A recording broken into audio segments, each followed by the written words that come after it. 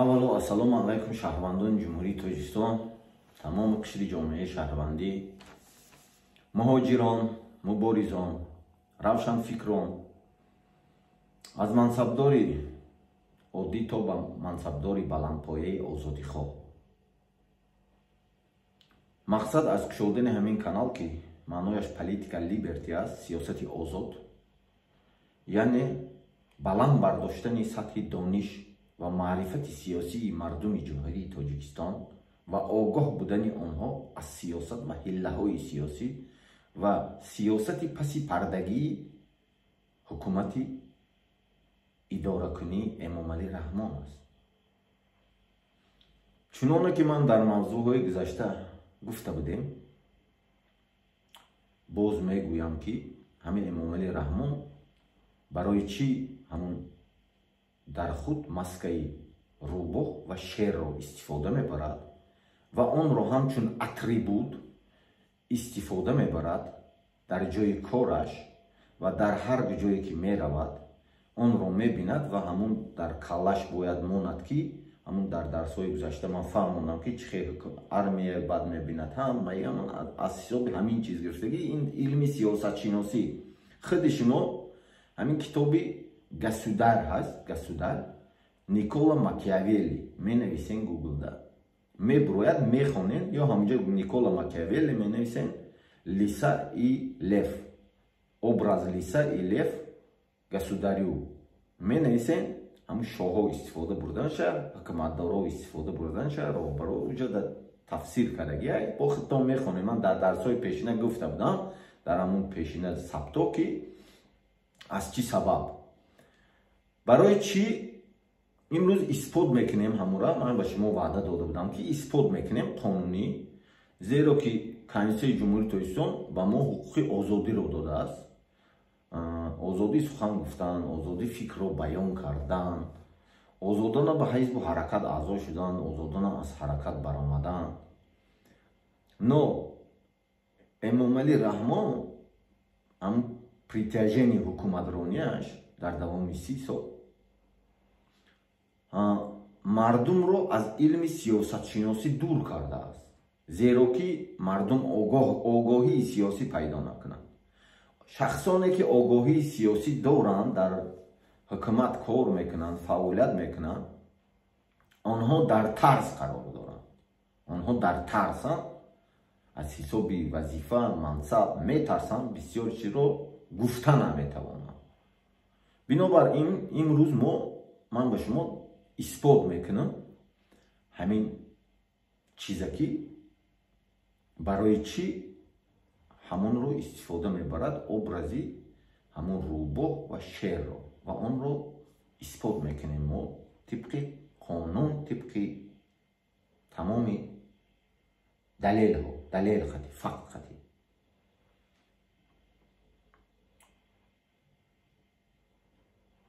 ана ҳамин чиз ҳозир ман нишон метавам, номаш ливои президенти ҷумҳурии Тоҷикистон аст. ливои президенти ҷумҳурии Тоҷикистон. дидем? ливои президенти ҷумҳурии Тоҷикистон. дар байн акси шер ҳаст.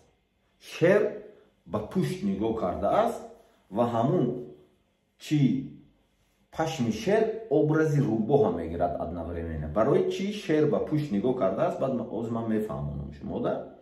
баъд ана и худи Эмомалӣ Раҳмон ки аз як самташ байрақи ҷумҳурии Тоҷикистон, аз ин самт ҳамун образи шер ва рӯбоҳ аст. аммо дар вақте ки дар Google ливои президент менависен, дар он ҷо ҳамун дирафши ковиён аксаш меброяд. мегӯд ки уҷода навистагиян ки фиреб кардагиян мардума ки ин гӯё ки дирафши ковиён, ҳамун форсо ҳаминро истифода мебурд давлати Сомониён. не, дирафши ковиёна ман шумо ҳозир нишон метиҳам ки чӣ гуна буд. дирафши ковиён ана ин аст. қуш дошт, дидем? уқоб дошт, уқоб. шер надошт ягон ҷош. дирафши ковиён ана ин чиз аст. дирафши ковиён он Эмомалие ки дар акси байрақаш, байрақам ливои худаш карагия, ӯ нест. ӯ фиреб аст. او برای همون کاوشت اومدم که همون درسای پیشینه که من گذاشتم образи روباه و شعر رو استفاده میبرد برای فریب مردم اداره کنی ترس دادن. انکن امروز این همین دیدن خودتون می نویسین لیوای پرزیدنت جمهوری تاجیکستان بعد صورت همون لیواش می بروید هم bayrak خودش میخونین همجوری کروش کوویان می بروید کروش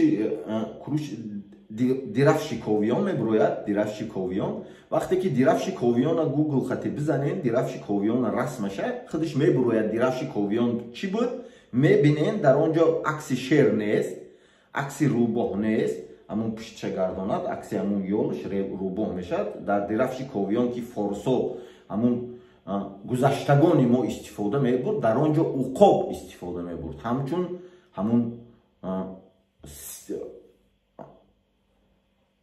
همون دولت همچون عقاب معرفی میشد که همون چی در سمت کافکاز در عقاب استفاده میبرن که بسیار چیزاشون در همه خیلی که مردمی شجاع بود مردمی نوترس بود برای همون این شعر استفاده میبرد.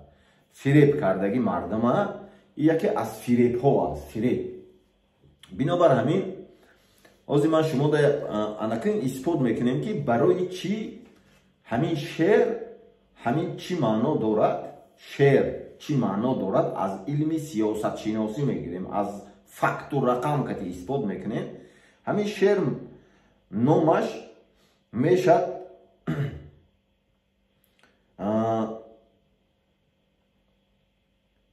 لف گرالدیک می نویسین گوگل ده می بروید لف گرالدیک این خیلی میزنین لف گرالدیک می بروید پایان ده می اینا لف گرالدیک اینترنت قطعه اثبات میکنیم لف گرالدیک می بروید این اینجاش می نویسیم با تیپ گرالدیچسکیخ لوف می بروید بعد میرین پایان ده همون عکسی همون شعر رو معین شده که چی را نشان میدهد همون چی را معین میکند همون چه ایستادش چه همون ابلیکی که همون در bayrak معین نشان میدهند و در بسیار دولت ها شعر رو استفاده میبرند چی رو معین میکند. همین امام علی رحمه همین رو معین میکند که همون ابرازی شعر وقتی که شعر در سمت پشت نگاه میکند در سمت پشت نگاه کرده ایستاده است در bayrak اون معین میکند که من مردم خود رو ترس میدیم. فهمیدین سیرش مردم خود رو ترس میدیم. وقتی که همین گردن شتاب میته همون پشمش ابرازی روباه میگیره میبینین اما این امام علی هست bayrakش خود نزدیک میکنه میبینه میفهمه خیلی زنکه образи рӯбоҳ ҳамун каллаи рӯбоҳ оброзаша мегирад да секунҷаборӣ ӯ мардума фиреб додан чуноне ки ҳамун гуфта гузашта будам ман теорияи философ макиавелли кати сиёсатшинос макиавелли кати ин образи яъне шер ҳайвоне ҳаст ки аз ҳамун қапқоне ки шикорчӣ мемонад метарсад вале гургҳоро тарс медиҳад. рӯбоҳ حیوان است که همون قپقانی که شکارچی موندگی فریب میدهد ولی از گرگان میترسد. بنابر همین چیز شعر امام علی رحمان چی رو معین میکند طبق علم سیاست شناسی میشد als and این فرانسوزسکی یزیک میشد als and fabrique kes comendas enta regardant یعنی که وقتی که شعر در پشت نگاه کرده است توجیکه که کتی من میفهمونم переводش میشود روسیش کتی یا разработал систему управления наблюдая за вами. переводش همین میشد که من به شما نگاه کردم نازکی شما را دیده شما را به ترس همین اداره میکنم. معناش انمیخی است انمی شعری که امام علی دارد طبق همون میکوین گوگل ده چیزا هست همش علمی سیاست شناسی کتی فکت کتی من گم میزنم.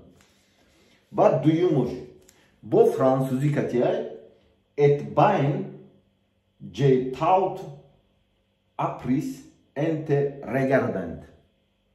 اینم معناش چنین است که я всему научился, наблюдая за вас. همون شعر وقتی که پشت نگاه میکنه، همون من شما را دیده جاهای سلبی شما را معین کرده شما را نظارت میکنه. مفتنی گفت وقتی که شعر سمت عاقب در نگاه میکند، از ما وقت ریم قدیم بگیریم علمی سیاست شناسی که پس همون جنگاورا در شتاشون همون ابرزی لیف میکشیدن. فهمیدین؟ لیف وقتی که لیف در سمت پشت نگاه کرگی می ایستاد، او را نمیکشیدن، برای اون که شعر باید سمت پیش نگاه کند. پیش پالکاوودسو همون آدمایی که بسیار مقصد دیگه دا همه جورا ضبط کردن دارن. وقتی که شعر پشت نگاه کرگی باشد در شیعی، یا شعر شیشتگی باشد یا شعر خور رفته باشد، وی معین میکرد که همین سالداتای همین ارمیا ترسانچه کن.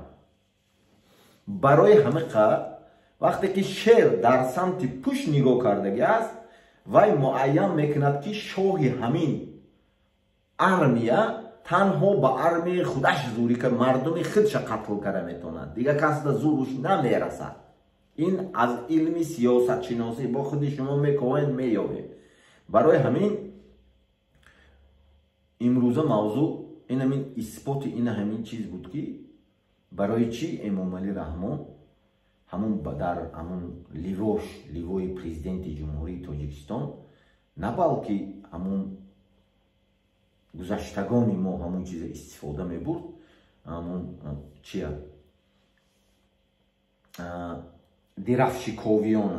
درفشیکوویان عکسش نماندو، برای چی عکس شعر و روباه را ماند؟ برای چی باید خود شما برای چی همون پیش انا این رو استفاده می بردن؟ چی به این رو نماند؟ درفشیکوویان فارسا تاجیکا همین رو استفاده می بردن، حتی واسه همین رو استفاده می برد، سپیتامین همین رو استفاده می برد، همه همین رو استفاده می برد وقتی که جنگ می برآمدن. برای چی امام علی رحمان همین رو استفاده نمی برد؟ چوها اسماعیل سامانی همین رو استفاده می برد.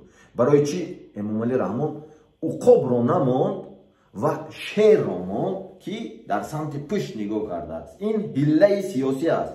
این یکی از فریب‌های سیاسی که من به مردم خودم ظلم میکنم. ایرا دیگه دولت ها نشان میدهد که من مردم خودم ظلم میکنم، من شما دا ظلم نمیرسد. ترس خودش معین میکند همون چیز. فهمیدین؟ او ترسانچک است. برای همون لیوا را انامخی عکس میموند که دیگه دولت های ابرقدرت میبینن، میدونن که ای همون نفری که تنها مردم خودش را قتل میکنند، دیگه کس از زورش نمیرسد. برای همه باید مردم ما آگاه باشند. این یکی از حیله سیاسی است و برای همه وقت همون رو میموند که هر وقتی که کرده میرد شما به ای خاطرش نبروید، همون فلگش میبیند. وقتی که هم جای کارش میشیند همون فلگش میبیند و چی میکند؟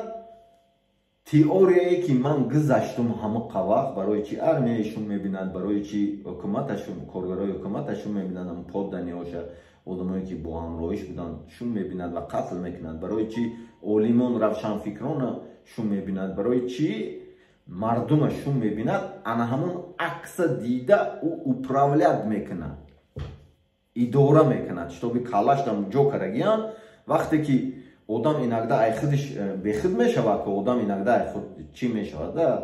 رسلابلیسه میشود، اون کمی کروچی خودش آزاد حس میکند. هنگامی که همون میبیند و باید آزاد حس نکند خودش و هم وقت تیار باشد. ابرزی شعر و روباه داد. این بود طبق علمی سیاست شناسی اثبات کردن. برای همین مردم من خوب آگاه باشین. در سبت آینده موضوع های آزاد میگذاریم، موضوعی که وابسته به سیاست است. ва ҳар гуна ҳиллаҳое ки Эмомалӣ Раҳмон истифода мебарад, сирраҳои паси пардагии ҳиллаҳои сиёсиша ошкор кардана шурӯъ мекунем.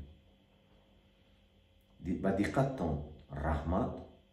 худтон ба канал обуна шавед, ба дигар нафарон тақсим намоед каналро, лайк гузоред, зеро ки мақсад аз ҳамин кушодани ҳамин канал огоҳии сиёсӣ аст. ҳоли бисёр чиза ман мегӯм ки он чизҳоро ошкор карданро бисёр одамон намефаҳманд, зеро ки ин вақти ман рафтагӣ барои ҳама чиза изучат кардан. солҳо дар Швейтсария ман илми сиёсатшиносӣ хондагӣ, дар бисёр давлатҳо будам, хондам вақте ки аз Тоҷикистон берун шудам ва баъд оид ба худам низ як ман ҳама чизи ҳар чизе ки доштам ҳамаша гирифтам, аз ҳисобе ки дониш, аз ҳисоби ақл, аз ҳисобе ки ман ҳама чиза интересоват мекардам, барои чи хел, барои чи хел. аз ҳамин сабаб хам фаъолияти кори мақомоти ҳифзи ҳуқуқи вобаста буд. ҳар як баъзе ҷиноятҳо мешуд ки пушти ҳамин ҷиноятҳо баъзе одамо меистод, ман мекофтум. ҳамоно сабаб шуд халалрасонӣ сар шуд, аз сабабе ки бисёр одамо зарар набинанд, зараре ки ай пишти ман бо дигар нафарон зарар набинанд. ман бисёр рискҳо дарафтам, баромадам баъд омӯхтам, бо ҳама чиро фаҳмидам. дар дохили Тоҷикистон ҳама сиёсати паси пардагиро фаҳмидам, но ошкор кардани он барои ман мушкилӣ мекашидам ки ман аз илми сиёсатшиносӣ пурра бархурдор набудам. вақте ки дар Швейтсария будам, дар Германия будам, дар дигар давлатҳои пешрафта будам, бо ҳамон мутахассисо ва специалистое ки ҳастанд шишта суҳбат карда, бисёр чия ки ҳамон сиро гуҷода пинҳон шудагӣ аст, ҳамона ошкор кардам. баъд фаҳмудам ҳамае ки гапе мезанам на аснавани қонун аст, на аснавани далел аст. ина худтон менависен ливои президенти ҷумҳурии Тоҷикистон дар Google мебурояд, мебинем ба инда шера пиштша гардондагӣ пашмаша мебинем образи рӯбоҳ дорад. дар сабтҳои пешина ки образи рӯбоҳу шера ман гуфта гузаштагиам мебинем ва бо ин сабта хушрӯ гӯш мекунем аз сараш то охира муайян кардам ки чӣ гап. аммо форсо дирафши ковиён ки уқоб дошт ҳамонро истифода мебурдем, на балки шере ки пуштша гардондагӣ. шери пуштша гардондагӣ ин шере ки тарсро нишон медиҳад. ман танҳо ба мардуми худам тарс метавам, ман ба дигаро зуру намерасад. барои ҳамақа заминоя метад, барои ҳамақа қирғиз да замина метад, барои ҳамақа хитой да замина метад. вай муайян кардагӣ чиз аст ки ҳамроҳаш аст.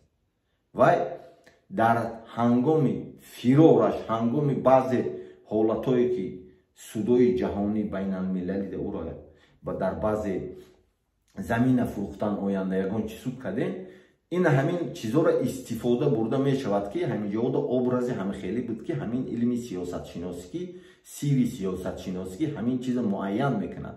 ман ҳамира истифода бурда будам ку хай мардум бесавод буд намефаҳмед айби ман чӣ. фаҳмиден ина хе фиреб мекунад, ин фиреби сиёсӣ аст. сиёсат ин худаш ман ҳамчун оид ба ин масъала як мавзӯи аделне мегзарам. барои ҳамақа мардуми ман огоҳ бошем, ба канал обуна шавем, аз бисёр чизо огоҳ шавем. хитон бидроен он чизое ки ман гуфтаистам нависен, ё одновременно тамошо кардастен якта дигар телефона гирен амуҷада нависен, чизе ки гуфтум ё стоп карда нависен, мебурояд мебинен, ҳар якташа хитон анализ мекунен. ҳам мақсади ман фаҳмиши сиёсии шумо баланд шудан аст. мардуми ман доно бошад, мардуми ман ҳушёр бошад, мардуми ман огоҳ бошад, мардуми мана дигар фиреб карда нашавад, мардуми мара дигар одамое ки ай дигар ҷо таъин мекунаду роҳбар президент мешаду давлати мара ғорат мекунад, мардуми мара ғулом мекунад, дигар нашавад. барои ҳамқа мардуми ман зинда бошед, сарбаланд бошед, сарҷам шавед.